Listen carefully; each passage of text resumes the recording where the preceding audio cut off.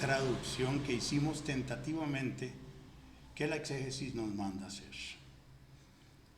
La semana pasada, y yo quiero preguntar aquí algo, ¿alguien quedó inquietado con alguna interpretación que yo di de algún texto en particular? Tanto así que hubiera quedado inquietado que fue a escudriñar diligentemente por qué yo dije o por qué di esa interpretación cuando no es la que normalmente oímos. Hasta ahora nadie me ha dicho nada. Y eso, en parte, muchachos, a mí me preocupa un poco. Porque yo tiré algo que no es mentira. Yo no lo hice a propósito de darles una mentira para ver si me agarraban en la mentira. No. Yo di una interpretación que bíblicamente tiene todo el fundamento, pero que no es la única que puede interpretarse así. Y que la misma gramática del griego nos da la opción de las dos. De hecho, en la hermenéutica, después de que usted ha escudriñado todo y ha probado el contexto inmediato y aquello y lo otro y se ha extendido por toda la Biblia y resulta que existe la posibilidad de que un texto pueda tener dos interpretaciones que tengan fundamento bíblico, tanto semántico como gramatical. Y ahí es donde los eruditos de la hermenéutica le dicen a usted sopesa cuál de las dos es la que usted va a predicar, porque las dos tienen verdad en sí. Las dos no se contradicen en el sentido de que diga una que es mentira la otra y que la otra diga no, el mentiroso es usted. Los textos no se van a pelear así, pero son dos posibles interpretaciones que salen de la gramática. Hay un texto, y basado en que nadie me ha presentado la inquietud, y yo esperaba que fuera de las primeras cosas, vean ese texto. Y dice, Hechos 17:11, y estos, ¿ok? Ya sabemos en el contexto que Pablo es obligado a salir de Tesalónica porque lo iban a linchar. Y él llega a Berea. Cuando él habló en la sinagoga en Tesalónica, hubo un gran revuelo. Eso lo pueden ver desde el versículo 1. Pero en el 11 dice que estos judíos que estaban allí, porque él fue a la sinagoga, tenía esa costumbre. Había una gran colonia judía ahí en Berea. ¿Okay? Berea es un pueblo que está como 80 kilómetros de Tesalónica. Y dice que estos eran más nobles que los que estaban en Tesalónica. Pues recibieron la palabra con toda solicitud, escudriñando cada día las escrituras para ver si estas cosas eran realmente así. Esa actitud es elogiada por Pablo. Y el texto no está ahí nada más para decir, es que estos eran más inteligentes, estos eran más buena gente que los otros pobres de Tesalónica. Ese no es el punto. Pero sí tenían cierta cualidad que Pablo la destaca. Vamos a hacer una pequeña exégesis de ese texto. Y vamos a ver con qué terminamos. ¿Con qué terminamos? Porque basado en ese texto es donde vamos a entrar a esa interpretación que yo di y que yo esperaba que alguien me dijera, hermano, pero yo pensé que era aquello. O a mí siempre me han dicho que es esto. Inclusive yo sé que el pastor hace unas semanas atrás habló de ese texto y mencionó la otra interpretación. De hecho, cuando yo lo mencioné, yo volví a ver y yo sé la cara que puso el pastor porque dije, uy, espérate, esto no lo había oído. O si lo había oído, ya él decidió, después de su estudio serio y profundo, cuál de las dos va a adoptar. Las dos son buenas, pero ahorita lo vamos a llegar a eso. Vamos a hacer una pequeña exégesis gramatical, semántica, de ese texto. Hermano, ¿qué significa la G? Los números. ¿Cuál G? Griego. Griego. Eso es el número de Strong. ¿Okay? de la concordancia Strong y del léxico Strong, ¿ok? Que no es el único, por cierto, y tampoco es el mejor, pero sí es muy bueno, pero no es el único. Eugenes, ¿qué dice? Dice aquí que los de Berea eran más nobles. Más nobles. Noble significa noble, bien nacido, alto en rango, generoso, de mente abierta, de alta categoría social, de nobles sentimientos. Quiere decir que por la experiencia que acaba de tener Pablo en Tesalónica, donde fue rechazado y estuvieron a punto de lincharlo con miras a matarlo, porque a Pablo todo el mundo quería matarlo por las cosas que decía, y más cuando entraba a las sinagogas. Él va a Berea y se encuentra con que esa gente no es que tenían más plata, no es que eran puros reyes y princesas, no, eso no, porque eran judíos iguales, ¿ok? Nada más que estos tenían ciertas cualidades, especialmente aquí, que los hacían más generosos. No desechaban las cosas de una sola, eran de mente abierta, más que los de Tesalónica. Eran de sentimientos nobles. Y Pablo elogia eso. Y ahora les dice en la palabra que estos eran más nobles que los de Tesalónica, pues recibieron dekomai. Dekomai es la palabra recibir, que significa recibir y percibir, tomar, aceptar, dar la bienvenida a algo. Es un aorizo medio indicativo. ¿Qué significa? Que ellos, al ser más de mente abierta y con nobles sentimientos, eran como, alguien diría, de otra categoría. ¿Ok? Eran como un poquitico más dispuestos a oír sin querer linchar al comunicador. Y él les dice que ellos recibieron y percibieron, tomaron para sí, dieron la bienvenida a lo que Pablo les hablaba. Recuerden que Pablo, ¿qué era lo que él venía a hacer? Hablarles por medio de las escrituras del Antiguo Testamento que Jesús era el Mesías, que él era el cumplimiento. Y eso obviamente era un boom. Eso era terrible para un judío oír eso. Pero bueno, eso era lo que Pablo hacía y por eso se buscaba las broncas que se buscaban. Dice que es un aurizo, ellos decidieron de una vez por todas dar una mente abierta y dar bienvenida a la enseñanza. Pero eso no queda ahí. ¿Okay? Voz media significa que ellos actuaron de alguna forma en la realización del verbo y ellos son o beneficiados o perjudicados por la acción del verbo. La voz media es lindísima.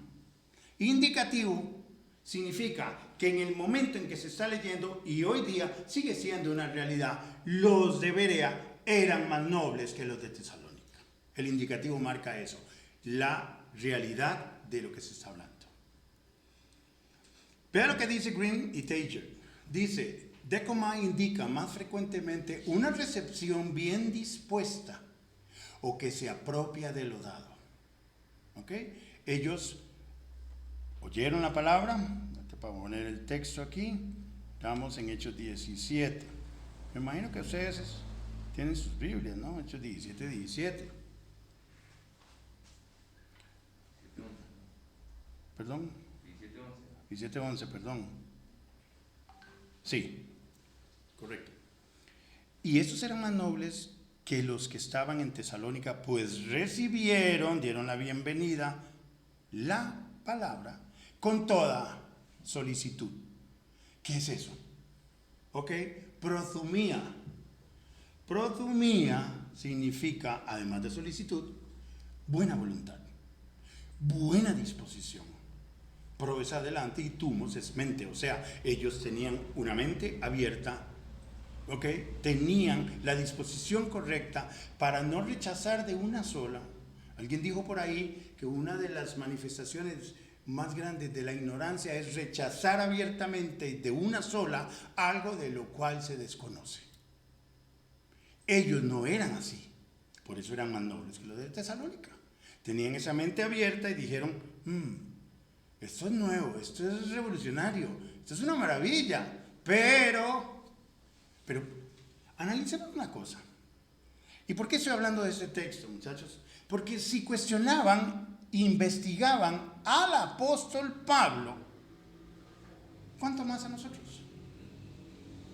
Y a mí me preocupa en gran manera, porque lo he visto en algunas congregaciones por ahí, es que todo el mundo acepta todo sin cuestionar nada. Y eso no es bueno. No es bueno, hermanos. Cuestionen, vayan, eso sí, si vienen, vengan con una investigación ya hecha, con algo serio y apoyado por fuentes reconocidas en el mundo reformado. Gente que de verdad le dice, vea, es que este dice, hermano, pero ya entonces, ¿por qué? Cuestionen. No me crean lo que yo le diga desde aquí, porque a lo mejor estoy pateando. A lo mejor les estoy tirando una zancadilla al decirles una mentira y nadie dijo nada. Me pregunto, ¿esa será la interpretación que siempre han oído? Ahorita vamos a llegar al texto. Vean lo que dice. Protumía dice que ellos recibieron con entusiasmo. ¿Ok? Ahora sí, estos eran más nobles que los que estaban en Tesalónica, pero recibieron la palabra con entusiasmo, con ahínco, con buena voluntad, con una mente abierta. Se apropiaron de lo que Pablo les estaba enseñando y dijeron, nos parece bien, ahora sí, vamos al estudio, vamos a verificar, vamos a la investigación, vamos a ver si estas cosas eran así. Y esa es la actitud que tenemos que tener todos. No se traguen lo que dice fulano o mengano, porque aquí hay nombres muy famosos y poderosos dentro del mundo reformado y que nosotros no vamos a estar de acuerdo con las interpretaciones de ellos. Yo espero que no estemos de acuerdo porque hemos hecho una seria investigación para concluir que estamos en desacuerdo pero no es que sea nada más así porque no, es que eso no puede ser. No, eso no es nada profesional. Uno no desecha las cosas porque no me parecen. No, yo desecho cosas o acepto cosas después de una investigación seria, después de preguntar. Y la hermenéutica y el exégesis nos ayudan a eso y nos obligan a eso, a no creer lo que nos digan. Y esa es una buena práctica. Ténganla aquí, ténganla en el día del culto, ¿ok? Porque yo estoy seguro que si el día que el pastor mencionó, y yo dije, mira, si él piensa eso, está muy generalizado eso. Pero hay otra opción, que es correcta gramaticalmente y semánticamente. Y grandes nombres del mundo reformado lo creen también. Por eso que hay que escudriñar. El exégesis viene y lo obliga a uno a hacer algo. Cuando usted tiene su posible traducción y usted ha llegado a conclusiones basadas en la investigación, usted se va a averiguar qué dicen los grandes varones de la historia. ¿Qué ha revelado? ¿Será correcto decir eso? ¿De qué forma el Señor iluminó a esas personas y les dio entendimiento de la palabra revelada? ¿Okay? Que no es lo mismo. ¿Verdad? Que eso hay que entenderlo bien y decir, mira, este varón pensaba así. Mira, es que ya son varios y lo confirman. Entonces usted toma toda esa información de varones que han probado a través del tiempo que son buenos, que saben lo que están hablando, y usted toma esa información, la compara con su investigación, y si tiene que hacer mejoras, las hace, porque después de leer a todos estos varones, y algunos de ellos son muy exegéticos, quiere decir que ellos hacen exégesis no solamente comentan las cosas, como hay predicadores muy buenos, como Spurgeon. Spurgeon, usted lo oye a él hablar y él tiene una elocuencia a la hora de hablar y se le ocurren unas cosas que es como estar leyendo un libro, es una maravilla.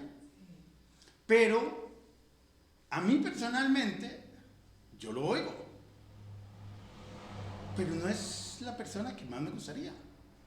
Yo prefiero escuchar a Sugel, prefiero escuchar a MacArthur, prefiero escuchar a Pérez Millós, porque son exégetas, son personas que les gusta escudriñar y apoyarse en el texto griego, y ahí salen cosas que normalmente otros no verían. ¿Okay? Matthew Henry, comentarios bellísimos, y es súper amplio a la hora de hablar las cosas, pero usted no ve así como yo sé que él lo hacía en su casa. En su estudio él hacía su exégesis, su investigación profunda y después plasmaba su comentario. Es así grueso el comentario de él, con una letrita así diminuta. Y uno dice, ¿de dónde se les salió tanta cosa? ¿Cómo es posible que tengan tanta información aquí en la mente? Cuando se ve el comentario de Romanos de Pérez Millós, es una cosa así, del libro de Romanos, exegético. Y uno dice, uy, qué belleza. Yo quiero aprender esas cosas. Yo quiero, y como alguien dice, yo quiero ser como él. Bueno, en el buen sentido de la palabra, uno quiere ser bueno. ¿Cómo son ellos? Y honrados, estudiosos, diligentes y fieles al texto. Y eso es lo más importante. Ahora, ¿qué tenemos? Que estas personas, Pablo está diciendo, Pablo no, Lucas.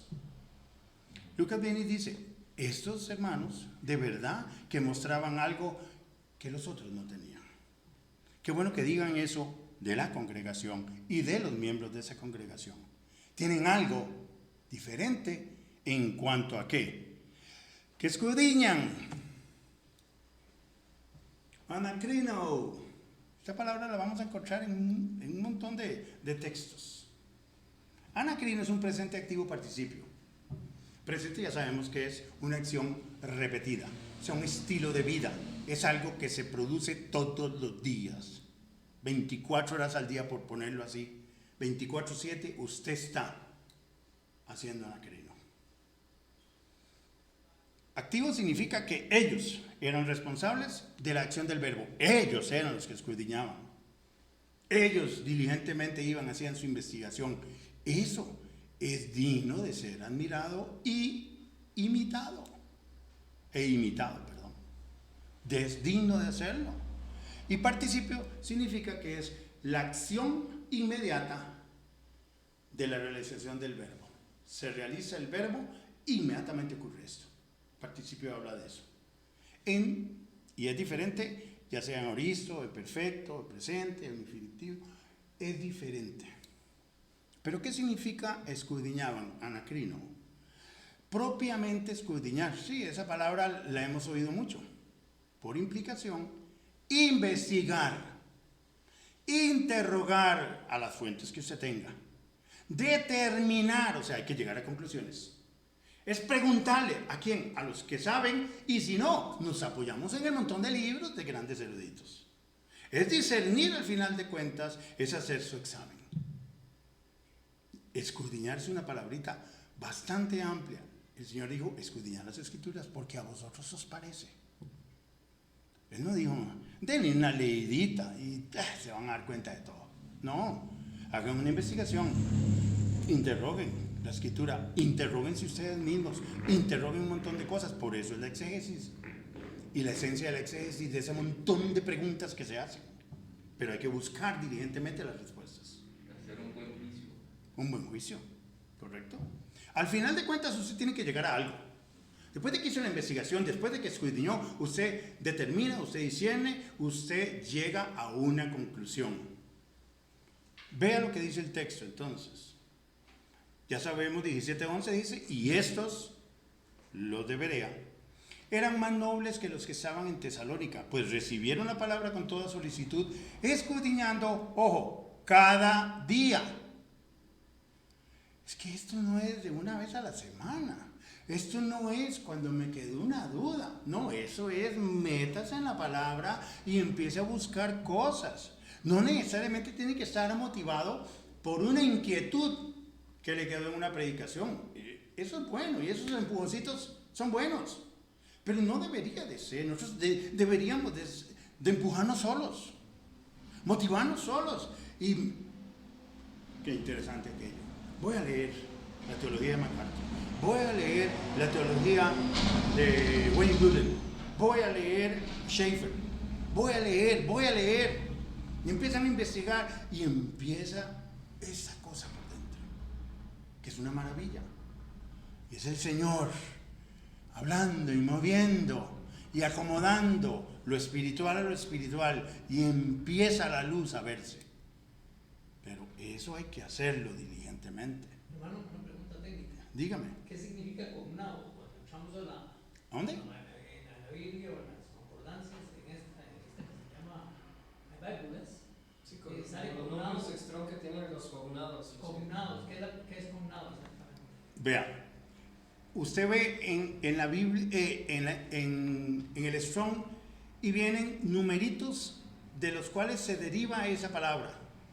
Esto que él está diciendo está basado, proviene de esto y esto. Hay que escudriñar no solo la primera palabra, hay que ir a la segunda, hay que ir a la tercera, y cuando usted habla la segunda, resulta que lo envía a otra palabra, que todas al final de cuentas usted las tiene que estudiar y hacer esa búsqueda, porque no se deje llevar nada más por la primera. Vaya a las otras, busque las otras, siga buscando y no se deje llevar por Strong solamente. Vine es a veces mucho más profundo que Strong. Y aquí vamos a ver cosas de Vine que uno dice, esta persona como que tenía, y él tiene algo increíble en cuanto a la interpretación, en cuanto a las traducciones. Él saca del griego no solamente lo semántico ni lo gramatical nada más, sino que él hace una interpretación de eso. Y entonces es cuando usted empezó con una palabra, pero resulta que hay otra que es muy parecida en griego. Y estas dos como que tienen cierta relación, pero no son la misma. Hay una pequeña diferencia. Y Vine viene y dice, bueno, esta palabra enfatiza en esto y esto y esto, y esta, que es prácticamente parecida, gemela, un sinónimo, podría uno decir, esta tiene esta connotación diferente. Y cuando usted ve esas cosas, usted dice, mira, yo no puedo aplicar esta palabrita aquí, ni el significado de esta palabra lo puedo traer a esta, porque resulta que la connotación es diferente. Pero eso lo vamos a ir viendo poco a poco, hermanos. Apenas estamos rasgando la olla. Esto es únicamente para llegar al punto que me preocupa. Pero ellos escudriñaban la Biblia, lo hacían todos los días.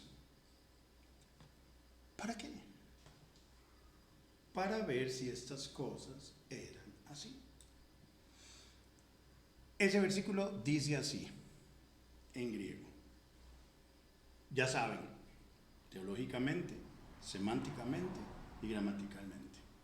Todas esas tres las tiran y ahora sí, déjese llevar por la investigación y escriba su posible versículo expandido, teniendo en cuenta estas cosas. Y estos eran y siempre habían sido, qué interesante, el tiempo imperfecto. Estos eran y siempre habían sido así. ¿Cómo? Altos en rango, generosos, de mente abierta y de nobles sentimientos. Es una característica que no empezó cuando Pablo llegó. Ellos ya eran así. Y el texto griego, la gramática del griego en el imperfecto nos dice a nosotros que era una acción repetida pero que siempre permanece en el pasado. O sea, ellos eran así y siempre han sido así. Qué lindo que digan eso de nosotros. Él siempre ha sido, él no se traga las cosas. Él va y escudriña y siempre ha sido así. No lo hagan porque algo los motiva. Ahora, si algo los motiva y empiezan, sigan y que se vuelva un estilo de vida donde usted no recibe las cosas así tan fácil. Estos eran los de Tesalónica. Y siempre habían sido así, altos en rango, generosos, de mente abierta y de nobles sentimientos. Estas características los diferenciaban, qué interesante, de los judíos que estaban en Tesalónica. No es lo mismo. Son judíos, y unos eran más jodidos que los otros. Pongámosle cuidado a esto. Aquí estamos nosotros y habrá otra congregación bautista reformada. Pues no es lo mismo. No es lo mismo. A lo mejor hay alguna cosa que los diferencia. Dice, pues estos, los de Tesalónica, de una sola vez, tiempo visto, dieron una cordial bienvenida a la palabra, recibiendo, percibiendo y aceptando para sí mismos lo que se les daba como enseñanza, y lo hicieron con solicitud, con buena voluntad, con buena disposición y con entusiasmo. Qué lindas cualidades para cuando uno estudia. Y lo demostraban, todo eso anterior, ¿cómo lo demostraban? Lo demostraban cada día. ¿Al qué? Al escudriñar, investigar, examinar y determinar activamente si esas cosas que les decían eran realmente ciertas. Yo deseo que esto se vuelva el estilo de vida de todos los miembros de esta iglesia. Pero ya sabemos que eso no va a ser así, lamentablemente. Pero por lo menos, los que se encargan de enseñar, los que tienen esa tarea de parte de Dios, que la hagan seriamente y que los diferencie. ¿Ok? Hay bautistas reformados aquí y hay otros diferentes. Hay cualidades en las personas y que se vean reflejadas en la forma en que usted estudia la Biblia, en la forma en que usted trata la Biblia, en el respeto que usted le tiene a la Biblia. Porque al final de cuentas, el que ama mi palabra es el que ama al dador de la palabra. Y demostremos eso. Ahora sí, yo dije la semana pasada, espero que esto quede plasmado y no se crean todo. Yo dije la semana pasada que Jesús estaba allí a la orilla del mar y Pedro se tiró en carrera y llegó, y después que estaban todos comiendo y toda la cosa y los pececitos en el fuego y todo, Pedro, Cuando usted dijo estos, ¿tú me amas más que estos? ¿Cuál es la interpretación más común, la que siempre se ha oído? la de la gente. La de los discípulos. De hecho, ese fue el texto que a mí me quedó. De hecho, hasta lo noté aquí en las notas. Pues qué bueno. Hizo una investigación al respecto para ver por qué yo salí con esa. No se la traguen. Porque usted perfectamente pudo haber, hermanito, qué pena. Pero eso no puede ser. Vea, yo he investigado fulano. He hecho mi investigación en lo que puedo del griego, lo que sea, y usted está equivocado. Si traen una investigación seria, diligente, realmente bien hecha, amigo, yo soy el primero en reconocer el error. Porque esto yo lo aprendí hace mucho tiempo, de que yo no sé nada y que todos los días aprendo. Y si me ayudan a salir del error, yo esto lo agradezco. Siempre ha sido así. Desde que me despertaron. Me dijeron, Ronald, hey, deje de estar creyendo esas cosas. Investigue. Eso me dio muy duro a mí. Vea esto. Tauton o tuton, la O y la U, como una U. Es un genitivo plural masculino o neutro. ¿Y qué se refiere? A personas o cosas. Estos hombres o estas cosas. Y cuando usted busca eso en un interlineal griego, ¿ok?, usted se va a dar cuenta que dice masculino o neutro. Y no es un problema de crítica textual, porque Westcott and Hort, el interlineal de ahí lo tiene así, el texto receptor lo tiene así, Nestle lo tiene así. Entonces uno dice, esto no es un problema que resuelvo con la crítica textual, desechando un manuscrito y apropiándome del otro, porque los dos tienen lo mismo. Pero resulta que, y aquí yo quiero que usted tenga paciencia porque voy a leer comentarios de varones, ¿ok?, para que vean que esta no me la inventé yo. De hecho, a mí no se me hubiera ocurrido si yo esto no lo hubiera visto en el griego para poder salir con esa.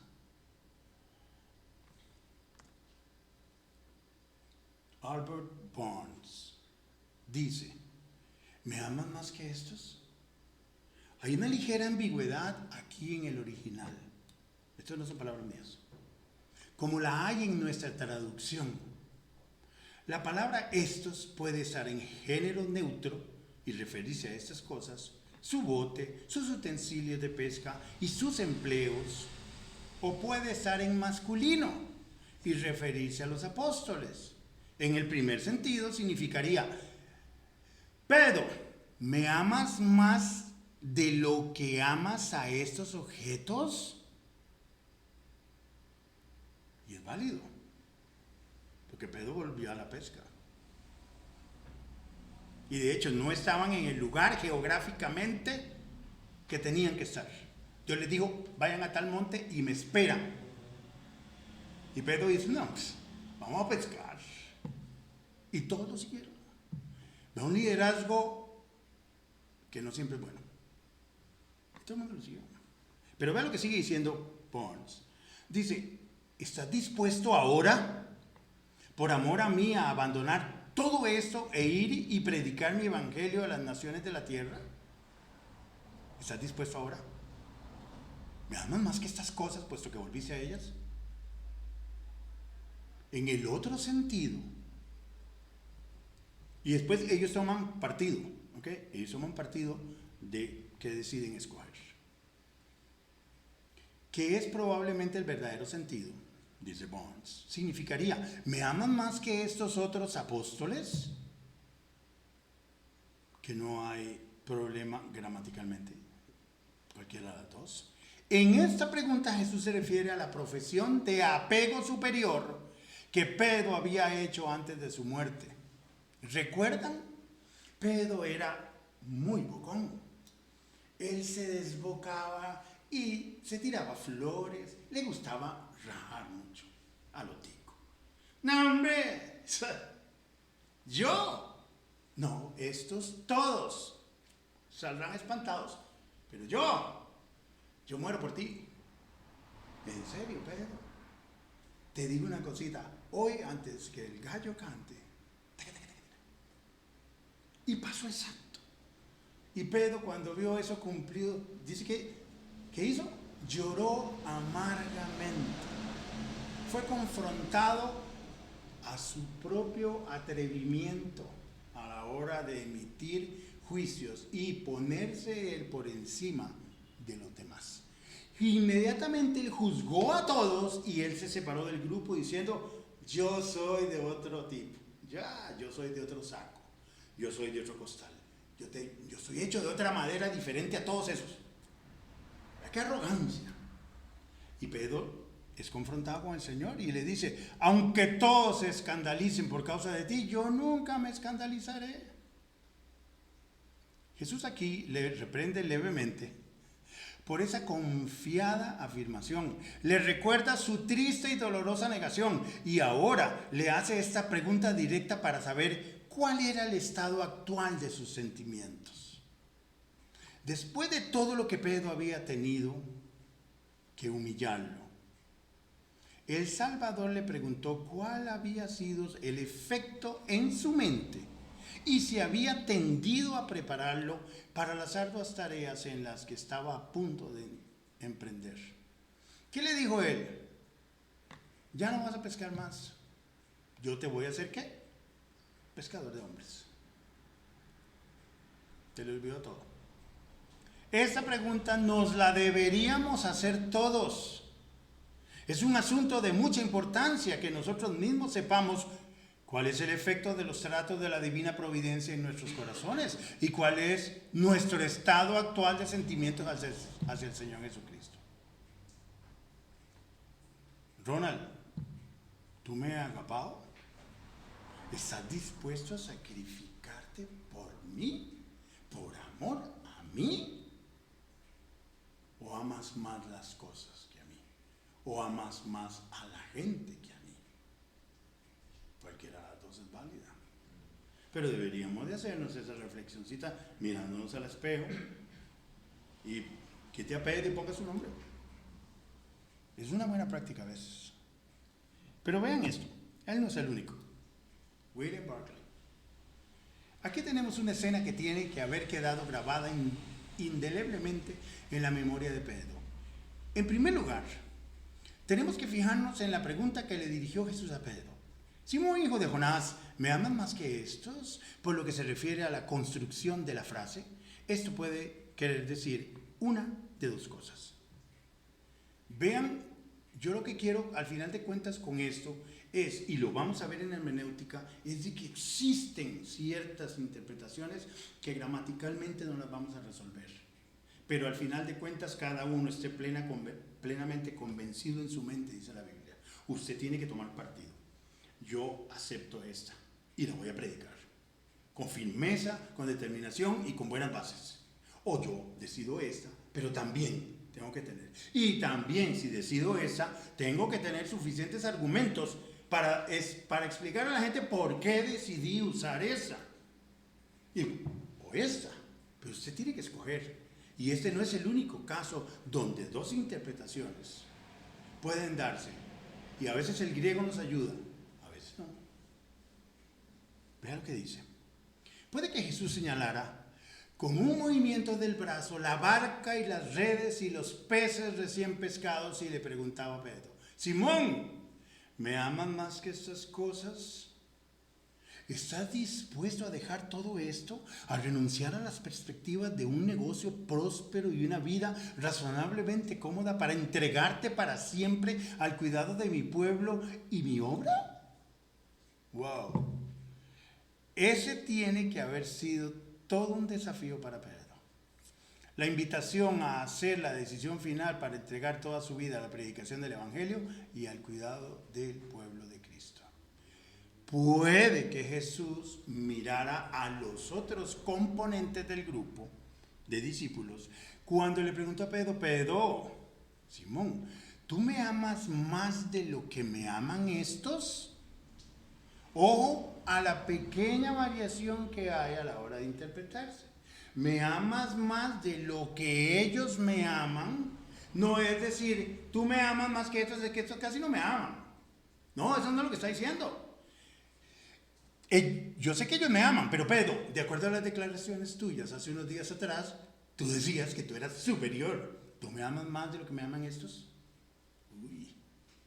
Puede que Jesús se estuviera refiriendo a lo que dijo Pedro la otra noche. Aunque todos estos te falten, yo no te voy a fallar. Tal vez estaba recordándole afectuosamente a Pedro que en cierta ocasión había pensado que él era el único que se mantendría fiel, pero también había fallado. Lo más probable es que el sentido más correcto sea el segundo. Barclay toma su decisión y la defiende. Dice, porque Pedro no hace ninguna comparaciones en su respuesta. Curioso. Dice, si no solo se contenta con decir sencillamente: tú sabes que yo fileo. ¿Ok? William Barclay. David Guzik. Voy a pescar. Algunos creen que Pedro estuvo mal al ir a pescar y que esto fue un regreso comprometido a su ocupación anterior. Otros creen que Pedro no desobedeció ninguna orden de Jesús y simplemente fue sabio y práctico. Al final, solo la actitud del corazón de Pedro puede determinar si fue desobediente al regresar a pescar. Uno, es importante recordar que fueron a Galilea porque Jesús les dijo que lo hicieran, pero no a la playa. No a la playa. Adam Clark pone su viaje de pesca bajo la mejor luz posible. Aquí otro comentarista. Un comentarista apoyándose en otro comentarista. Es una buena práctica. Antes de la crucifixión de nuestro Señor, las necesidades temporales de sí mismo y de sus discípulos parecen haber sido suplidas por la caridad de individuos. ¿Recuerdan? Nada les faltó cuando los mandó a predicar. Nada les faltaba. Pero ya el maestro no está. ¿Y ahora qué? Dice, ¿cómo es probable que el escándalo de la cruz ya les hubiera cerrado esa fuente de apoyo? Los discípulos, no sabiendo en su totalidad cómo iban a ser empleados, se propusieron regresar a su antigua ocupación de pescar para poder ganarse la vida y por lo tanto los 7 mencionados en Juan 21:2 se embarcaron en el mar de Tiberias, conocido también como el mar de Galilea. En el mejor de los casos, muestra que Pedro y los otros discípulos no estaban seguros de qué debían hacer a continuación. La expedición de pesca revela la incertidumbre de los discípulos, una incertidumbre que contrasta agudamente con sentido seguro de propósito a partir del día de Pentecostés. Y ahora vean a este señor, que yo sé que es muy famoso, todavía no sé el nombre ahí. La primera insinuación de que las cosas no estaban del todo bien es la ubicación de los discípulos. Vea lo minucioso que es este señor. Ya no estaban en la montaña donde Jesús les había ordenado específicamente esperarle, sino que habían descendido al lago. Al parecer, Simón Pedro se impacientó a la espera de la aparición del Señor e impulsivamente dijo, voy a pescar. Pedro era un hombre de acción, impulsivo, no era dado a quedarse quieto o ocioso por mucho tiempo. No sugería él que iba a una pesca recreacional para pasar el tiempo, más bien declaraba que regresaba a su antigua vida. Hay 3 líneas de evidencia que respaldan esa conclusión. Ahí falló algo. Lucas 16:32 dice, Jesús había predicho que todos los discípulos lo abandonarían. He aquí, la hora viene y ha venido ya, en que seréis esparcidos cada uno por su lado y me dejaréis solo. Algunas versiones dicen que se irían a su propia casa. Aquí hay un poquito de exégesis que él hace del texto griego. Pero el texto griego solo dice, cada uno se fue por su lado, lo cual comprende casa, propiedades, posesiones y los asuntos propios. En Tesalonicenses se usa la palabra griega de esa forma, donde la misma frase griega se traduce vuestros negocios. Quiere decir que cuando Pedro dijo, voy, y Jesús le dijo, cuando me maten, vosotros van ahí cada uno a su lugar. O sea, van a volver a sus antiguos oficios. El Señor sabía que esto iba a pasar. Dice, así la predicción de Cristo implica más que el regreso a casa por parte de los discípulos. Segundo, el uso del artículo definido con el sustantivo traducido como barca sugiere una barca específica, probablemente perteneciente a uno de los discípulos, quizás al mismo Pedro. Por último, las preguntas del Señor a Pedro en el versículo 15, Simón, hijo de Jonás, ¿me amas más que estos?, se interpreta mejor cuando estos se lee como la referencia a las barcas, redes y a las otras cosas asociadas con el negocio de la pesca. El Señor estaba llamando a Pedro a dejar su antigua forma de vida y a comprometerse completamente con el servicio a Él. Vea la explicación del versículo 15 en el capítulo 76 de esta obra y aquí van a darse cuenta de quién estamos hablando. John MacArthur. Casi nada. Esa es la posición de él. John MacArthur. Cuando hubieron comido, Jesús inició la restauración comprometiendo a Pedro. Haberlo llamado Simón, hijo de Jonás, sugiere que seguía una reprensión. Jesús le había dado a Simón el sobrenombre de Pedro, pero a veces se refería a él como Simón cuando hacía algo que necesitara corrección o reprensión. Y a veces pasa, ay mi amor, y pasa algo, Ronald. Curioso, ¿verdad? Sí, bueno. Dice, ojo lo que dice, era como si nuestro Señor le llamara por su nombre antiguo, cuando actuara como su antiguo yo. La pregunta aguda del Señor fue directo al centro de la situación. ¿Me aman más que estos, es decir, las barcas, redes y otros utensilios de pesca? Como dijimos en el capítulo previo de esta obra, este es el comentario de Juan, que es así, este grueso, de John MacArthur. Como dijimos previo en esa obra, Pedro, impacientemente por la tardanza de Jesús para encontrarse con los discípulos y asediado por sus propios errores, impulsivamente había decidido regresar a ser pescador. Estaba seguro de que eso sí podía hacerlo bien, o al menos así lo creía, pero Jesús confrontó a Pedro y lo llamó a seguirlo y a ser el pescador de hombres que ya había recibido el llamamiento. Ya les había dicho él, ningún siervo puede servir a dos señores, porque aborrecerá el uno y amará al otro, o estimará al uno y menospreciará al otro. No podéis servir a Dios y a las riquezas. Jesús retó a Pedro a abandonar permanentemente su vida anterior y a dedicarse exclusivamente a seguirlo con base en ese amor. John MacArthur. Bueno, para los que admiramos la exégesis de John MacArthur, yo me inclino por esa. Usted decida por cuál se inclina, pero péselas, estúdielas y sepa cómo defenderlas. Ahora sí, espero que la próxima vez que yo dé algo, y no va a ser la primera vez que dé una interpretación diferente a la que probablemente ha escuchado, se venga con su investigación hecha y se apoye para refutar o para comprobar o aprobar lo que se dijo. Pero no se crea nada de lo que yo digo. Usted no me conoce. Cosa que no estoy diciendo nada malo. Dice, eso, hay que hacerle un exceso, usted no me conoce. ¿Cómo fue que nos la dio? Ahora sí. 1 Corintios 2, 9 al 16. Vamos ahí. ¿Cómo nos dio la Biblia? Porque al final de cuentas estamos haciendo un curso que todo tiene que ver con la Biblia. ¿Cómo fue que nos la dio para no andar diciendo cosas que no son correctas? Dice 2:9. Dice la palabra. Antes bien, como está escrito. ¿Dónde está escrito eso?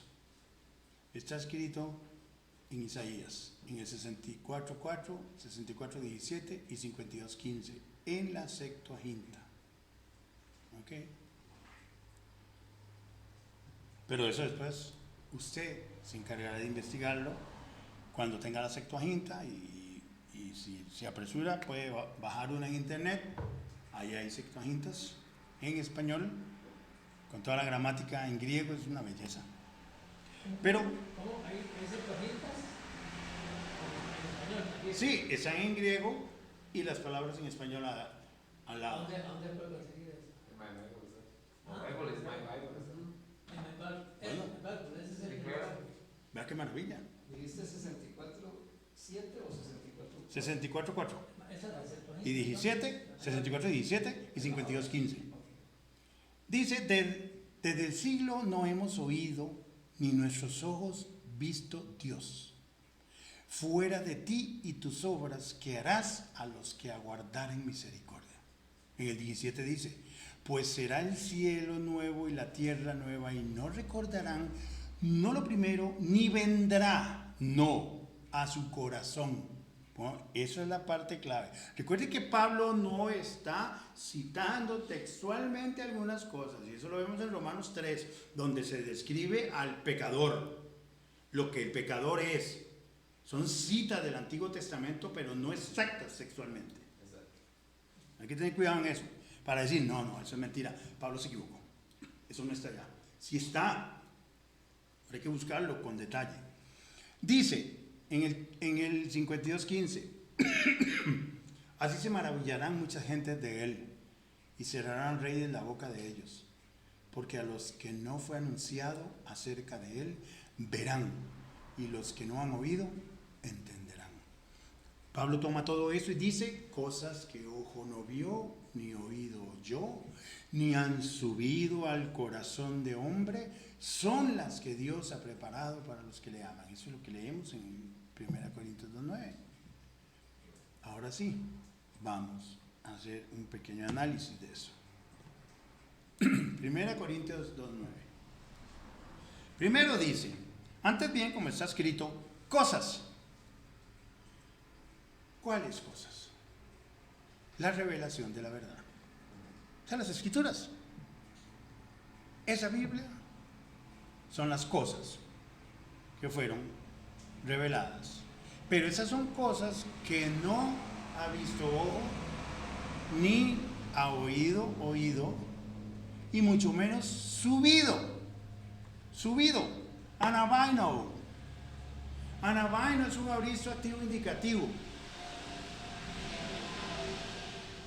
Es una palabra compuesta por ana, que es una preposición que significa encima, arriba, y bain, que significa como poner cerca, o como poner sobre, o poner algo sobre otra cosa.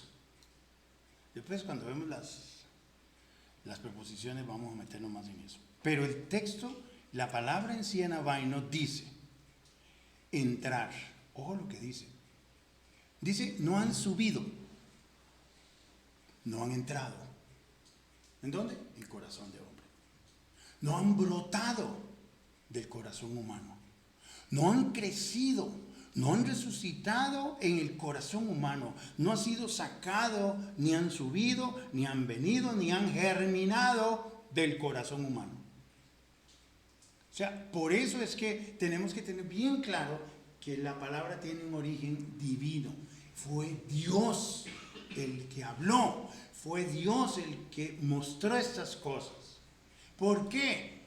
Mostró cosas que nadie había oído, que ojo no había oído, y que nunca habían germinado en el corazón de un humano. Por eso, pues es que eso lo escribieron hombres. Sí, pero ¿cuáles hombres? ¿Bajo qué influencia? Eso lo vamos a ver. Dice, la escritura nunca se le ocurrió al hombre. Nunca se originó en el razonamiento humano. Y eso tenemos que tener bien claro, que estamos tratando ¿con qué? Con la palabra del Altísimo. Y tenemos que tratarla con todo el respeto que se merece. Por eso es tan delicado la tarea que tenemos por delante. Porque estamos tratando con el libro y con la mente del Altísimo. Y eso no es cosa pequeña. Ojo. Getoimazo. Hermano, perdón, y ese versículo yo lo digo previo a los pentecostales, no han zarandeado para decir cosas. Pero vamos a ir desmenuzando esto porque la cosa no es así como ahora dice que Dios preparó. ¿Qué preparó? Las cosas que ojo no vio, las cosas que no han sido oídas por nadie, que nunca han germinado, ni brotado, ni surgido del corazón de un humano. Esas cosas Dios preparó. Dice proveer. Dios proveyó estas cosas. Dios hizo preparativos para darlas. Dios puso a nuestra disposición esto. Dios desciende, se baja al nivel nuestro, con el pequeño y cortísimo intelecto que todos tenemos, y Dios desciende y hace provisión, pone a nuestra disposición. Estas cosas Dios las preparó, pero las preparó ¿para quién?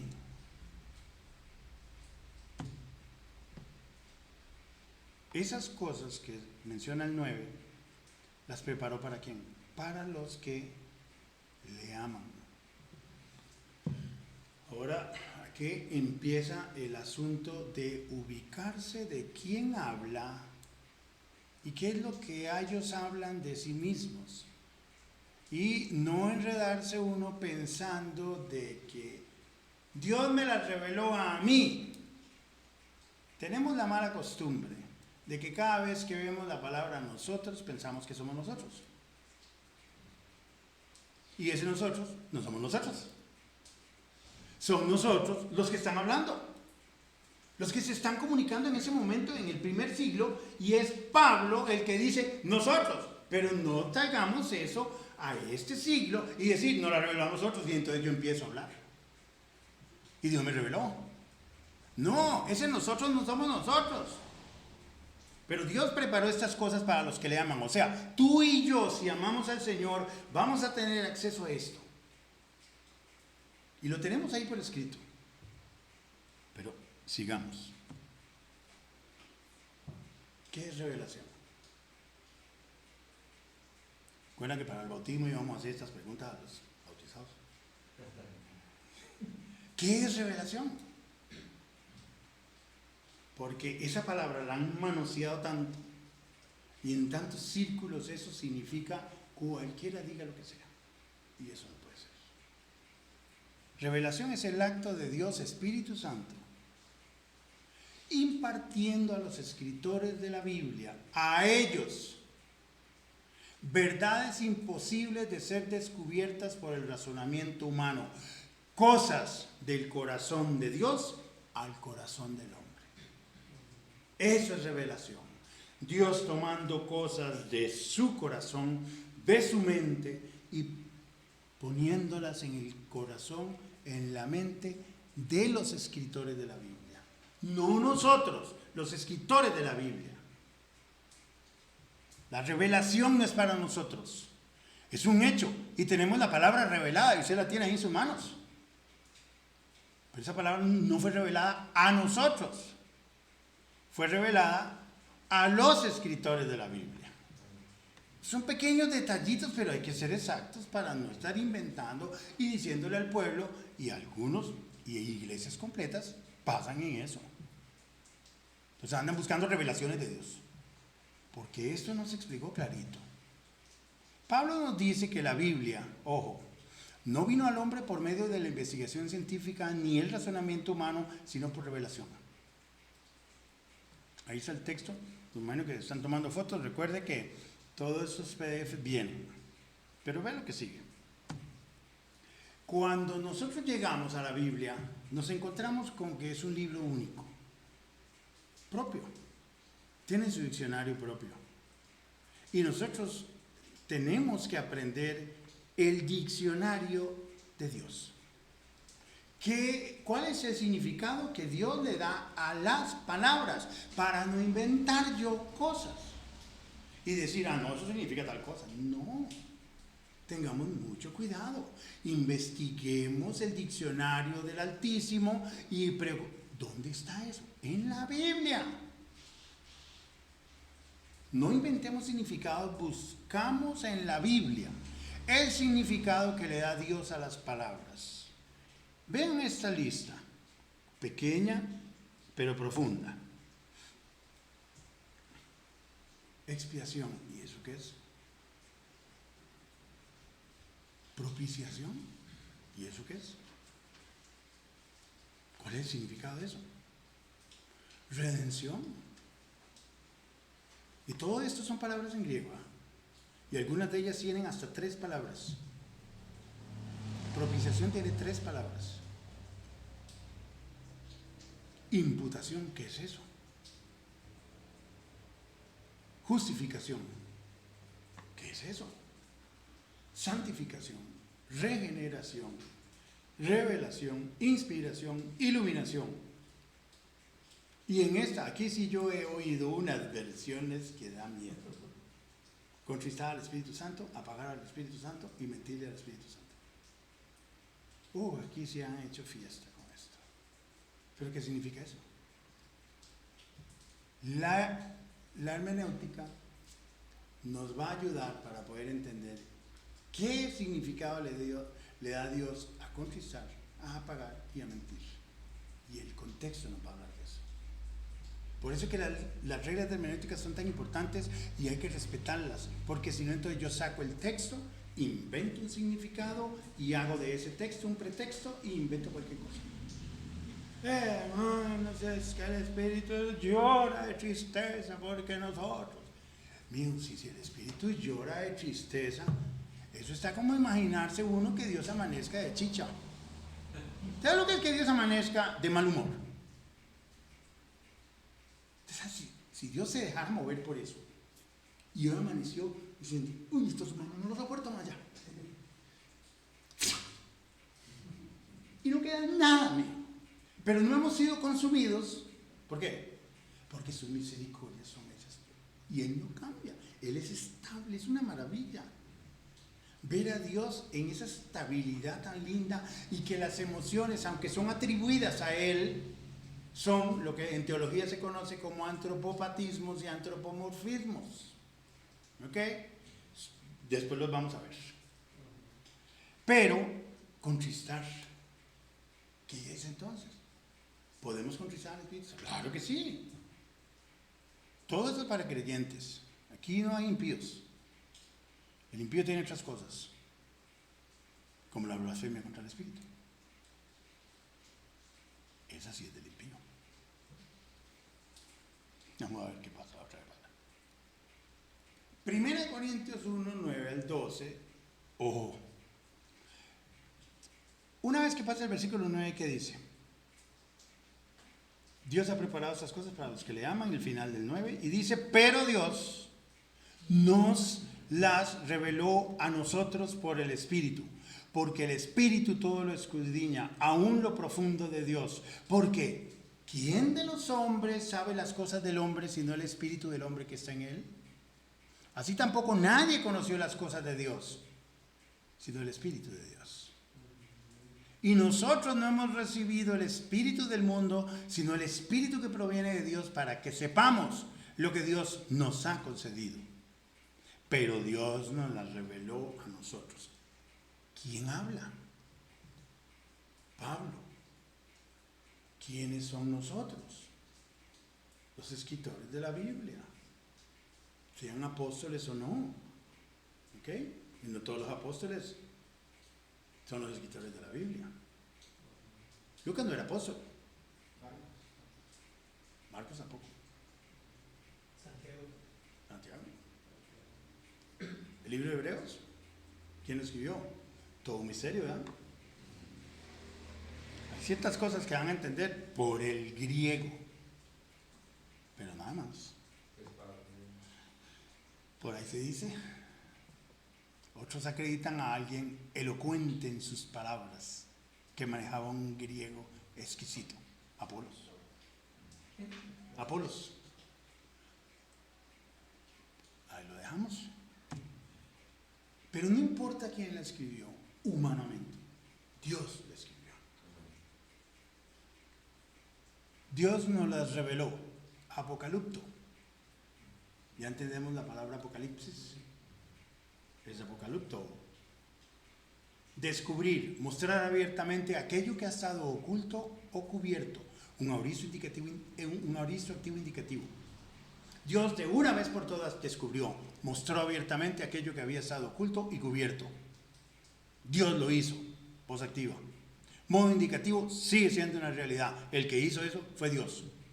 Él develó la placa. Él fue el que hizo. Y pudimos ver lo que estaba tapado. Eso lo hacemos nosotros, la placa y el buzo de fulanito y tal, y lo tapamos con una cosa negra. Y llega alguien así. Es una maravilla. Y dice, wow, qué belleza, Señor. Qué belleza, qué maravilla. Y empezamos ahí a hablar y hablar y hablar. ¿De qué? De que alguien apocaliptó algo. Pero apocalipto, ¿qué? Aquí en ese texto, ¿qué es apocalipto? La Biblia. ¿Qué fue lo que nos dio? Lo que no ha subido en corazón de hombre. Nosotros, ¿quiénes son nosotros? Los escritores de la Biblia. Hay aproximadamente 40 autores, en un periodo de aproximadamente 1500 años entre ellos. Imagínense cómo es posible para darnos cuenta de que la Biblia tiene un autor, uno solo. Y que hay congruencia en todo, que hay un eje temático impresionante que recorre toda la escritura, que hay un eje transversal que une todas las partes. Personas que no se conocieron de lugares totalmente diferentes. Es una maravilla. Uno dice, wow, pero ¿qué clase de libro es este? Es la palabra del Altísimo que la fue revelando progresivamente hasta que nos habló por su Hijo. Y el Hijo dijo antes de irse, tengo muchas cosas que deciros, pero todavía no las podéis sobrellevar. Las dijo, ¿sí? ¿A través de quién? De los apóstoles y de los escritores de la Biblia. Y ya una vez que se cerró el canon bíblico, hasta ahí llegó todo. Ya no hay más nada. Ahora, yo no sé por qué andan buscando más cosas. Si pasa uno toda la vida tratando de entender lo que ya está ahí y quieren otra cosa. Yo digo, pero ¿para qué, Dios mío? Pero si no entienden ni lo que está ahí, ¿por qué quieren otra? No hay revelación. A lo mejor quieren algo que les ajuste más al estilo de vida de ellos, a lo que les gusta, a los que quieren justificar. Eso es un problema. Por eso es que la Biblia ha sido manipulada y todo el mundo termina acomodando como le conviene. No hagamos eso nosotros. Nosotros no somos nosotros, sino las personas que hablan en el texto bíblico, los escritores de la Biblia. Creo que eso que está bien claro. Ereunao. Dice que el Espíritu es el que escudriña, el que investiga, el que escudriña, el que examina, el que indaga, el que se esfuerza por. ¿Y quién? ¿Qué dice la Biblia aquí? Dice, pero Dios nos la reveló a nosotros por el Espíritu, porque el Espíritu todo lo indaga, todo lo investiga, todo lo examina. El Espíritu Santo conoce el Espíritu de Dios, o conoce a Dios, porque Él es parte de esa deidad. ¿Quién conoce a Dios? El Espíritu. ¿Y quién es el que tiene la capacidad de mostrarle a los humanos esto? El Espíritu Santo. El Hijo no es el que trajo la Escritura, porque nada se escribió en los tiempos que Jesús estaba vivo. ¿Cómo se acordaban ellos de todo? ¿Cómo hicieron? ¿Alguien andaba con una grabadorcita? Jesús, párate para grabarte. ¿Cómo acordaron ellos? ¿Cómo recordaron todo lo que se dijo? El Espíritu Santo. El Espíritu es el autor. Y eso tenemos que tenerlo claro. Y Pablo dice, ¿hay algún hombre que pueda saber las cosas del espíritu de otro hombre? Qué pena, pero yo no puedo. Y usted tampoco puede. Si el hombre no puede escudriñar las cosas internas de otro hombre, ¿cuánto más será Dios imposible de escudriñar? Por eso es que con la sabiduría humana y los filósofos de antaño y todos los que procuraron investigar y analizar y entender a Dios, sin el Espíritu Santo no se puede. Se llegan a conclusiones filosóficas que suenan profundas y bonitas, pero no son un bicho por aquí. Así la única manera de saber las cosas de Dios es que Dios mismo las revele.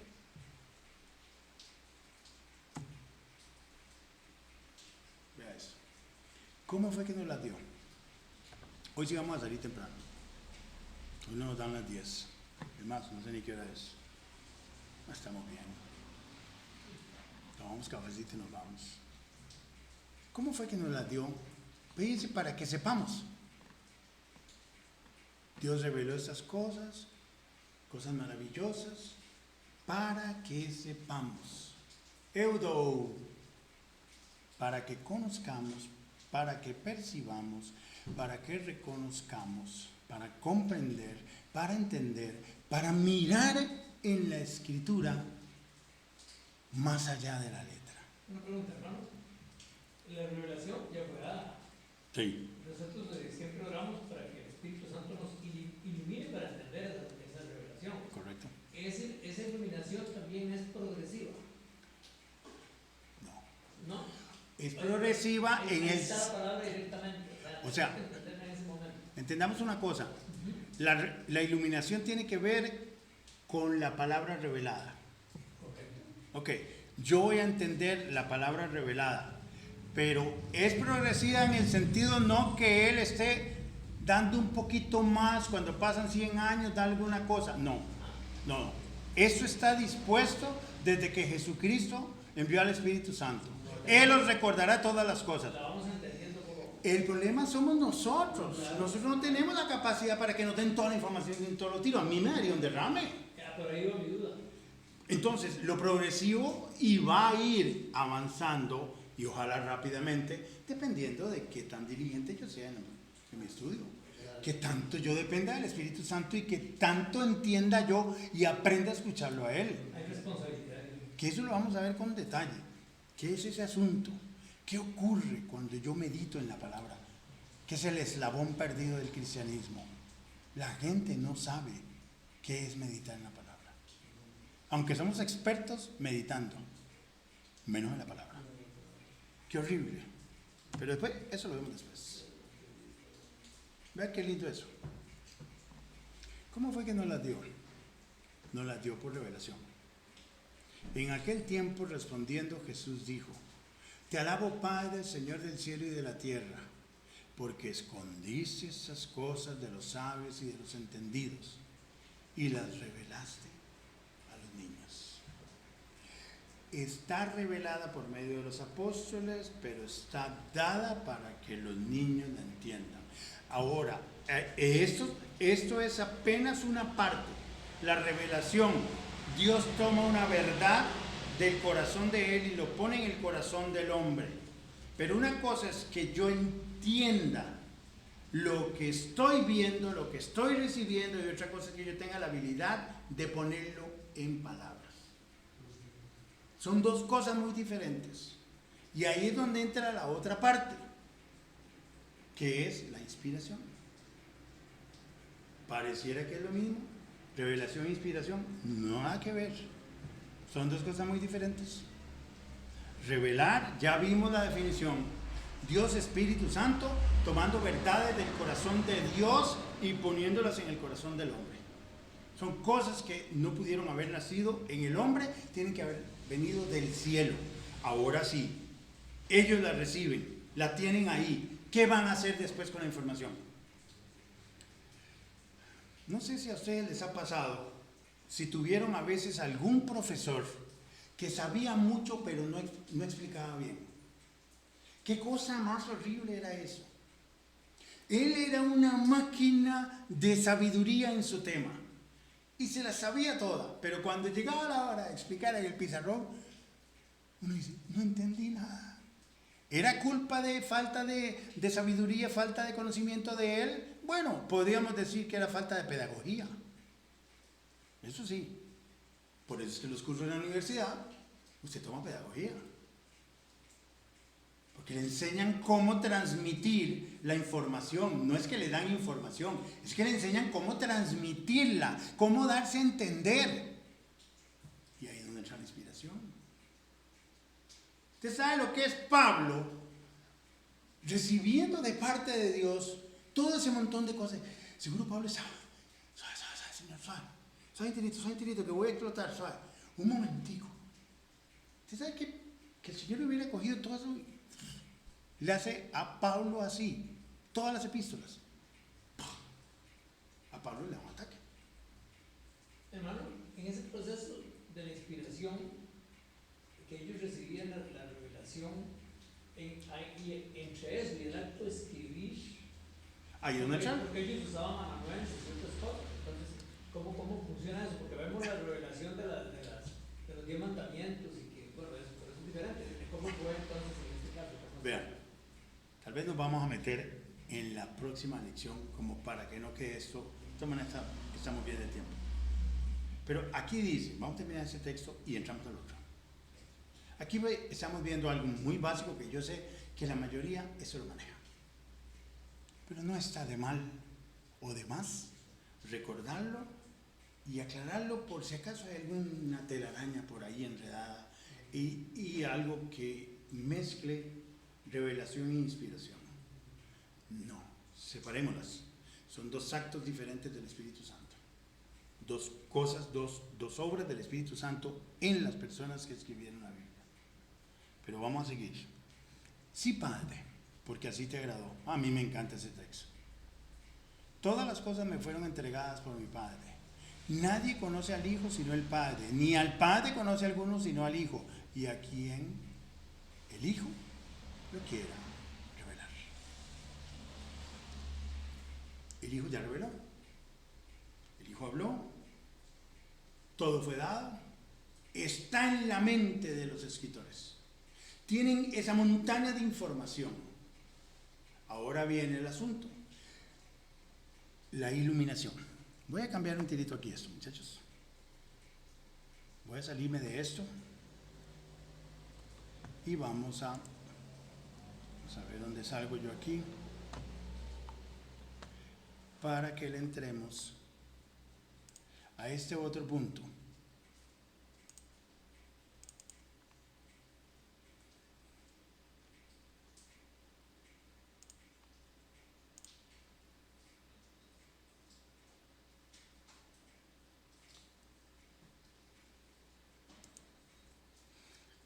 Seguimos con esto, pero entramos, no pasó. Ay, amiguito.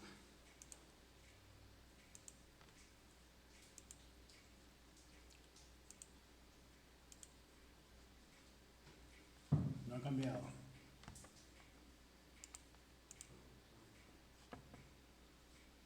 Se quedó pegado en esto. Ah, Padre eterno. No le ha llegado la inspiración todavía. Sí, estamos. Está revelado. O se reveló en otro sentido. Vea cómo está. Lo léxico. Ahí va. Vamos a ver.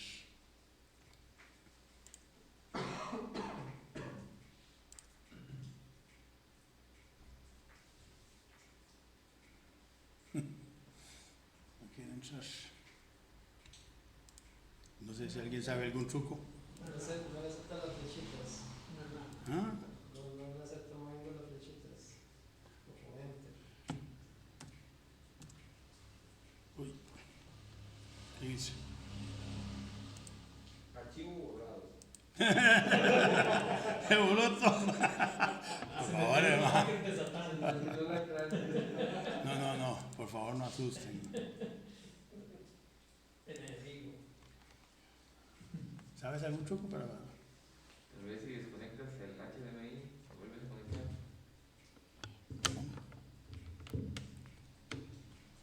Ahí está. Ay, es que es... Ahí va.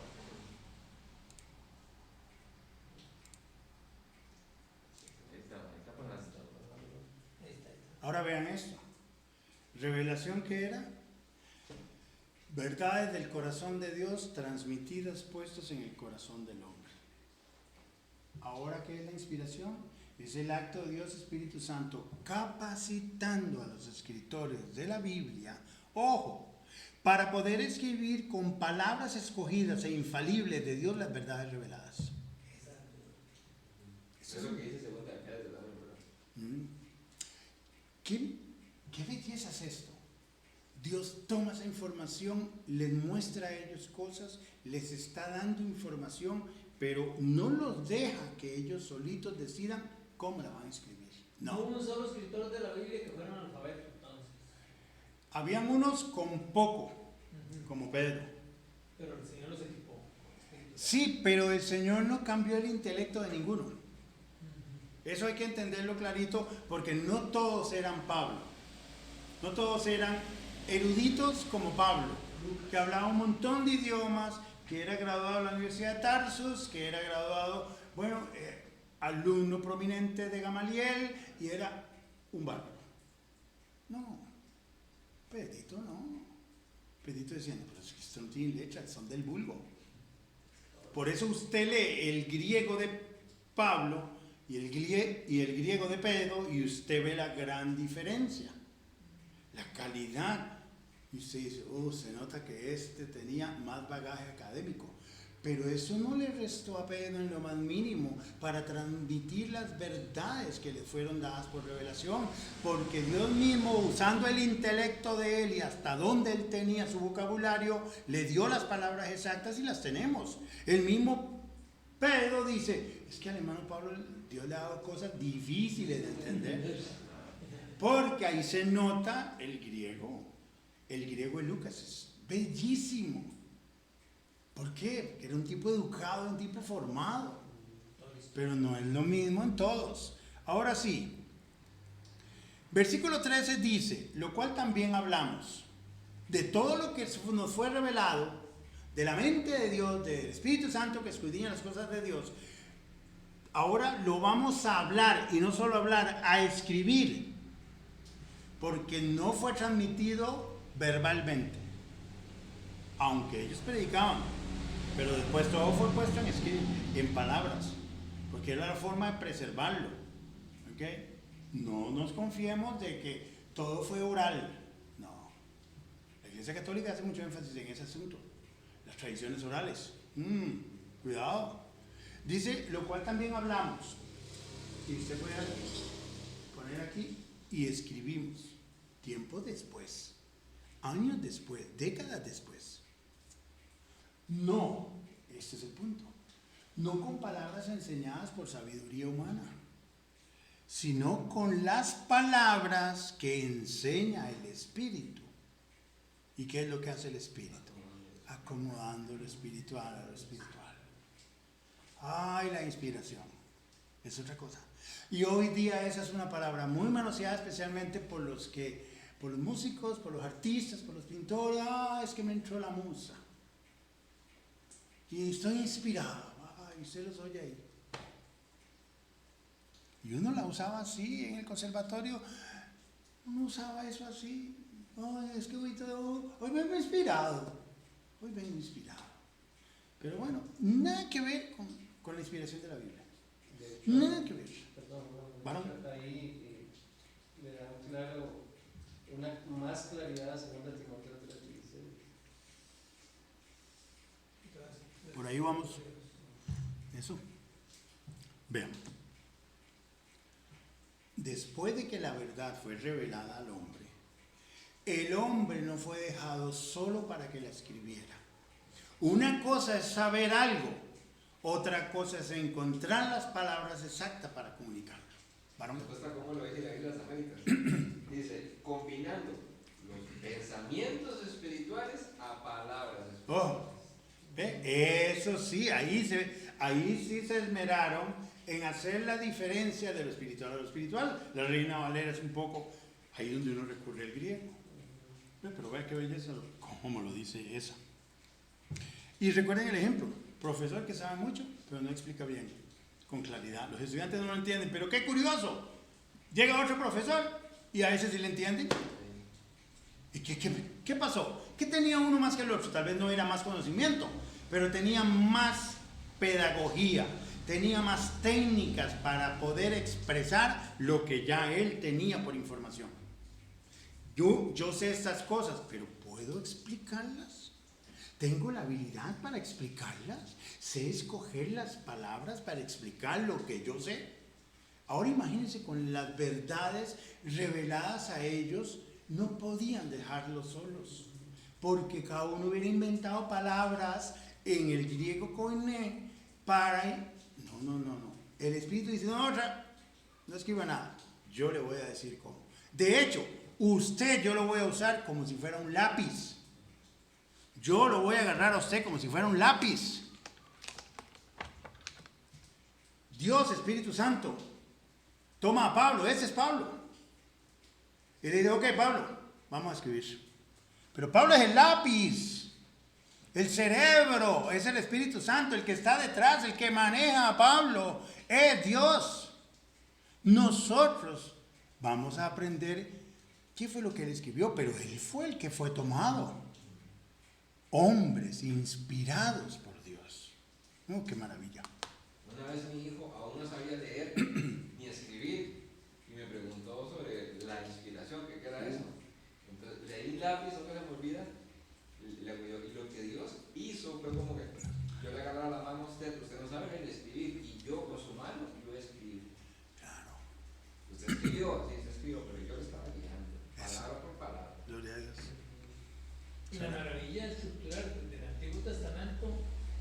plan completo, ¿verdad? Porque tiene que ser inspirado, porque si no hubiera sido una serie de contradicciones, no, Si no fuera un mismo autor, increíble.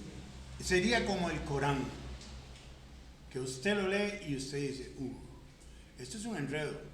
Primero, un autor que es humano, un autor que se le ocurrían cosas conforme a la ocasión. Una vez viene Mahoma y se enamora de la esposa de un sobrino, y la muchachita muy bonita, ya él tenía como 20, hasta niñas de 9 años, y le dice, tienes que darme a tu esposa. No, olvídese, Mahoma.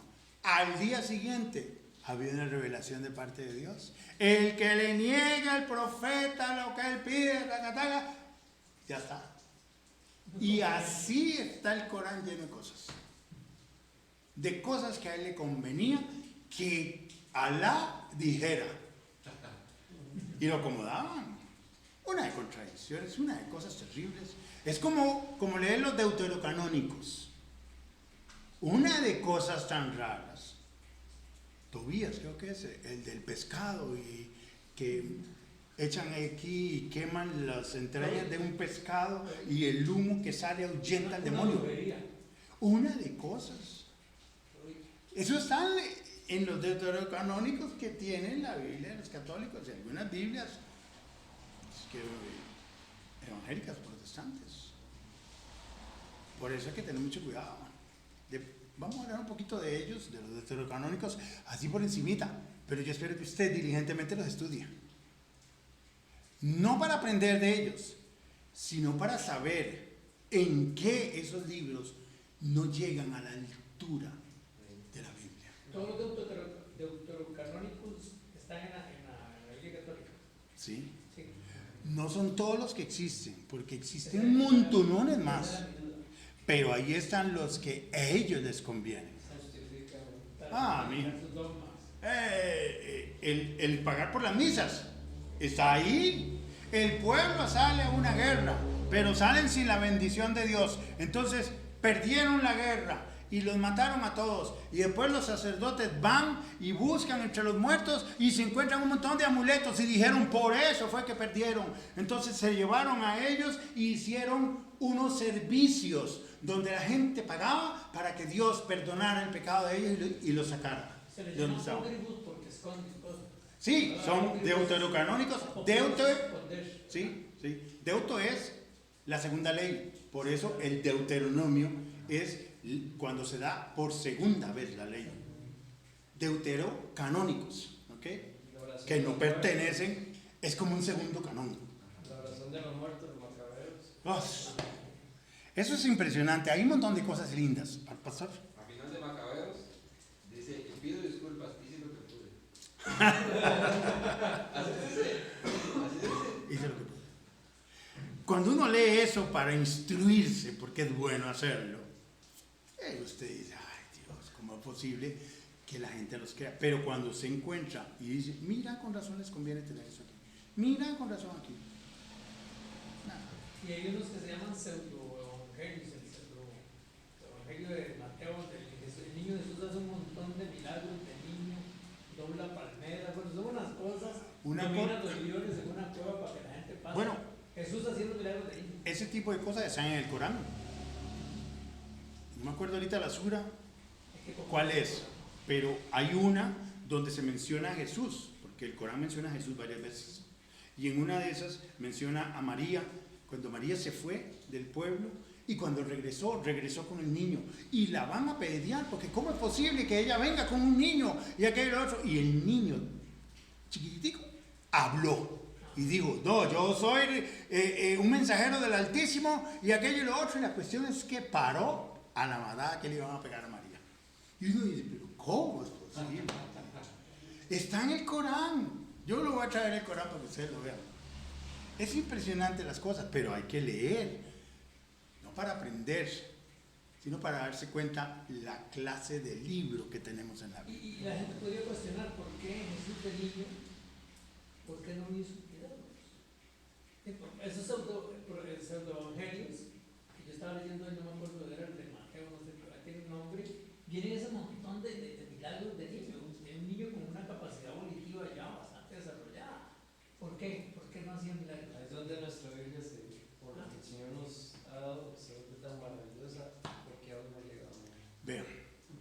Hay una tradición hebrea, ¿ok? Un niño es entregado por el padre a un paidagogos. A los 12 años. Y el paidagogos es lo que la Biblia llama un ayo. Y él va a tener la tutela de ese niño hasta que cumpla la mayoría de edad. Inclusive ellos hacen, bueno, no sé ahora si lo hacen, pero lo hacían, un evento en una plaza donde el padre está sentado aquí y el padre tiene toda su hacienda y todas sus cosas, sus negocios, y ahora el paidagogos está al lado allá con el hijo de 30 años. 30 años, qué curioso. Y le presentan al niño, bueno, al hombre ya, y el padre dice, ese es mi hijo, en él tengo complacencia. Y el hijo viene al padre y ahora él, a partir de ese momento, se hace cargo de toda la hacienda del papá, de todos los negocios del papá. Pero a los 30 años, hasta que el paidagogos lo trajo, el ayo fue el que nos llevó. Jesucristo entonces estaba formando como niño, como un judío. Igual, O sea, 100%. cuando lo encuentran debatiendo con los machos en el templo, y además ahí dice la palabra, y él seguía creciendo en espíritu y en verdad y en gracia para con Dios y con los hombres. Sí, Él y en estaba estatura. formando. Pero, curioso, a los 30 años se bautiza. Y viene la voz del cielo, que era exactamente lo mismo que esa. Claro. Y a partir de ese momento, ministerio. él toma las riendas del asunto. En los negocios de mi padre me es necesario estar. Desde los 12 lo venía diciendo. Pero bueno, sigamos. Veamos un poquito más y esto lo terminamos la otra semana. ¿Y el café? Sí, no, ya viene. Dice, nosotros, dice, hablamos. La leo.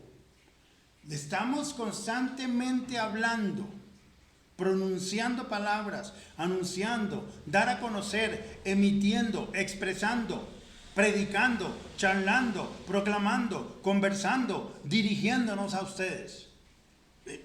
Los autores dicen, nosotros hablamos. Nosotros nos estamos constantemente expresándonos, dándoles a conocer a ustedes. Pero ¿qué es lo que están dando a conocer? No con palabras. Pablo dice que las palabras no fueron dictadas por el razonamiento humano, sino por el Espíritu Santo. Dios escogió las palabras exactas para comunicar las verdades reveladas. Y aquí es donde se hace la diferencia, o se nota la diferencia en el griego de Lucas, que es más puro y bello, el de Pablo más difícil, era un genio Pablo, el de Juan simple, y el de Pedro muy de la gente común. Pero el intelecto, Dios no cogió a Pedro y lo instruyó en cuestión de un mes y le puso el intelecto de Pablo. No, Pablo era un instrumento escogido de Pablo. Dios necesitaba un instrumento como Pablo que tuviera formación académica hasta cierto nivel, porque él iba a ir a debatir con los filósofos y la gente allá en Atenas. Toda la cultura hellenista. Jamás se imagina uno al pobre de Pedro debatiendo con ellos. Lo hubieran hecho trizas intelectualmente. El mensaje era el mismo. Pero la habilidad retórica que tenía Pablo, jamás la tenía Pedro. Y esto lo ve uno en el griego. La sencillez de uno, la profundidad del otro, pero todas las palabras escogidas por Dios. Y todo era el griego koiné. Todo koiné. Okay, después vamos a ver cómo fue que se formó el griego koiné. Es interesantísimo. Y nos remontamos al papá de Alejandro el Grande. Desde ahí empieza el asunto. ¿Vieras qué maravilla? Dice, acomodando el espiritual a lo espiritual, expresa el proceso de encontrar las palabras correctas para cada caso. Ponga esa palabra. Tranquilo. Ahí está. Pedro, escriba. Juan, escriba. Ahí está. Todos son lapiceros. Acomodando. Suncrino. Ustedes no sé si han notado un montón de palabras que terminan con crino. ¿Ok? Presente activo participio. Oiga eso. Suncrino es juzgar una cosa con conexión o en conexión con otra. Es combinar. ideas espirituales con expresiones apropiadas. Cotejar una cosa con la otra. Dice, una persona con otra a manera de contrastar o parecido. Acomodar, comparar. Y la palabra es usada en la literatura extrabíblica con un ejemplo que es súper común, por lo menos para los ticos. A veces le dicen a uno, mira, yo quiero que me lo hagas de tal tela. Vos tenés un pedacito, le dice la costurera. Entonces usted da un pedacito de la tela y ella se va a donde venden telas y empieza a cotejar. Zuncrino, empieza a cotejar. Esta es. Encontrar lo que es exacto. Palabras, ideas espirituales expresadas con palabras espirituales o palabras espirituales que expresan ideas espirituales. Pero es una maravilla cómo Dios hace esto. Dice, de la misma forma se busca la palabra correcta para expresar con exactitud la verdad revelada, combinando cosas espirituales con palabras espirituales, juntar palabras espirituales con verdades espirituales. Y esto es muy importante que lo tomemos en cuenta a la hora de la hermenéutica, porque vamos a encontrar paralelos de palabras, paralelos de ideas, paralelos de doctrinas, de enseñanzas generales, y todo eso es salir a cotejar. ¿Qué dice? ¿Qué dice? Todo esto aplica igual para el hebreo. Vamos a ver, para el Antiguo Testamento. Es que el hebreo es un idioma con una riqueza expresiva muy diferente. El hebreo es el idioma más rico en lenguaje figurado. Por eso los hebraísmos son tan famosos. Pero el griego es el idioma más rico en expresión. Es el idioma más rico que existe. Y conste, no existía. Si no es porque Dios levanta a Alejandro el Grande, el Koine Greek no va a estar listo cuando venga Jesús. Pero como Dios controla toda la historia, tenía que pasarle al papá de Felipe, al papá de Alejandro, lo que le pasó con los macedonios y con los persas específicamente, y después decir, no, un momentito, todo el imperio aquí yo voy a vengar esto. Y es donde se levanta Alejandro y empieza a acomodar el ejército de griegos. Y resulta que él daba una orden y solamente los de una región de Grecia entendían. Y él dice, no, pero ¿qué es esto? ¿Cómo voy a ir a la guerra contra ese ejército que está allá cuando yo doy una orden y solo ese puñito me hace caso? Y es cuando empieza él en su genio, porque es increíble cómo Dios movió y levantó a Alejandro el Grande con esa genialidad en su mente. Y él iba y conquistaba, inventó el Koine Greek, el griego Koine, lo enseñó a todos los del ejército, se volvió el idioma de Grecia, aunque seguía existiendo el griego clásico, el iónico y todos esos. Pero resulta que el Koine, él viene y lo establece como el idioma del ejército.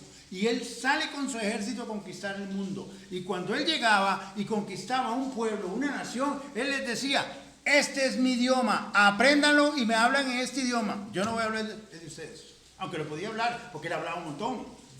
Pero él era tan grande, por eso es que el imperio griego se extendió tantísimo. Y la influencia del griego Koine llega en el preciso momento, porque Dios ya todo lo tenía planeado, de cuando llega Jesús. Ya el griego estaba esparcido por todo lado. Alejandro se encargó de eso. Hasta en Palestina se hablaba griego. ¿En todo lado? En todo lado. Sí. Era como el inglés de ahora. Es casi obligatorio hablarlo. Interesante la palabra que se usa en inglés, sea didactus, enseñado. Sí. Vamos a dejarlo aquí. Vamos a ver nada más esta, que es el ejemplo. Los escritores de la Biblia fueron instrumentos pasivos. El activo era el Espíritu Santo. Pasivos en las manos de Dios Espíritu Santo. Fueron lápices en la mano de Dios. El lápiz solamente escribe lo que el que lo sostiene quiere o dicta. Y tenemos la cuchara. Ah, es que ese chef tiene una cuchara. No es que tiene una cuchara de oro, ni tiene nada, es que él sabe mezclar las cosas y todo le queda riquísimo. Pero es la cuchara que usó la que se lleva el mérito. No, la cuchara es un instrumento con el que él está probando y prueba. El genio es él, no la cuchara. Usted ve a Arthur Robinson tocando piano y dice, wow, qué maravilla. ¿Cómo es posible tanto talento? Qué cosa más increíble. Tanto talento en una persona. Judío. ¿Quién? ¿Cómo se llama? Robinson. Ah, no, es Arthur. famoso, conciertos, concertistas. Todavía era un viejito y pasaba 5 o 6 horas todos los días haciendo escalas. Un viejito de 83 años. Bueno. Pero, ¿era el piano? No. El piano es el instrumento. El genio era, ¿le aplaudían al piano? No, le aplaudían al pianista. Y lo mismo con los pinceles y cinceles y todo. En el arte es el artista el que se lleva el mérito. Aquí, con nuestra Biblia, es el Espíritu Santo. Y los demás, usados pasivamente. Vamos a dejarlo aquí. Vamos a dejarlo aquí y seguimos la otra semana. Padre amado, gracias por tu palabra, Señor. Yo te alabo, Señor, nuevamente, porque tu palabra, Señor, no nos deja conformarnos. Nos pasa sorprendiéndonos cada vez que la abrimos, Señor. Aprendemos de ella todos los días, Señor. Ayúdanos a moldear nuestra vida conforme a lo que aprendemos, Señor. Porque al final de cuentas, Señor, es la forma, el trato que le demos a tu palabra, lo que podrá lograr, Señor, que seamos un varón, un obrero que no tiene de qué avergonzarse. Ayúdanos a usar correctamente, a trazar correctamente, a dividir categóricamente las doctrinas de tu palabra, Señor, y no mezclarlas, Señor. Ayúdanos a entender cómo acomodamos lo espiritual a lo espiritual, Señor. Y así, Señor, no hacer mezclas de temas que pertenecen a una doctrina, mezclarlas y ponerlas como condiciones en otras, Señor. Yo te alabo, Señor, porque estas cosas están ahí. Y sé que tú estás obrando, Señor, en nuestros corazones, iluminándonos, Señor mío, para que progresivamente cada vez veamos más, entendamos más y nos deleitemos más en tu palabra. Esto, Señor, que estamos haciendo, Señor, es una tarea difícil, Señor, pero confiamos en que tú, tu Espíritu Santo, nos mueva, nos use y hable a través de nosotros, Señor, para que podamos ser instruidos, Señor, en el uso correcto y un uso que dé honra y gloria a tu nombre, Señor. Y es en el nombre de Cristo Jesús, Señor, que yo quiero pedirte, Señor, que nos acompañes ahora a los que partimos, a los que vamos a nuestras casas. Guárdanos, Señor, por corto que sea el trayecto, Señor. Yo te pido en el nombre de Jesús, Señor, que haya bendición, Señor, y de una vez el cafecito y el pancito, Señor, bendícelo, Señor, para que sea de provecho para nuestro cuerpo. En el nombre de Cristo Jesús se lo pedimos. Amén. Bendiciones, hermanos. Seguimos después.